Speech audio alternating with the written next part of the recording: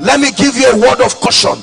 Run away from pride, run away from dishonor, run away from ingratitude.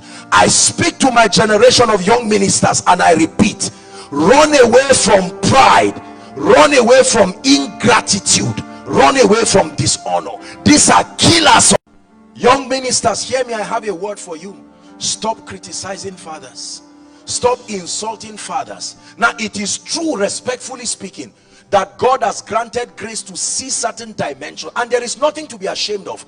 I've said it again and again. Our children, and by children I don't just mean biological children, the mentees that we are raising are already seeing dimensions that we are not seeing. It's not about backsliding, it is the progressive character of revelations. No matter how accurate we are, there will come a generation that will edit our limitations.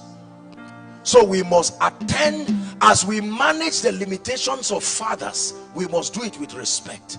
I know they are humans, I know they have made mistakes, I know some of them may not hold the kind of disposition of humility that will allow them to receive these things, but let God be the judge. Your own assignment is to be truthful. Your own assignment is to see to it by the Spirit that you are faithful, because one day the same burden upon them is coming upon you too. And I hope you will be ready to reap the harvest of the seed you are sowing. I do not want my name to become a closed door to my children, that they remember that Apostle Selman was someone who destroyed the body. Whenever we are doing what we are doing, think about your children. You are not successful until the lives of your children testify so.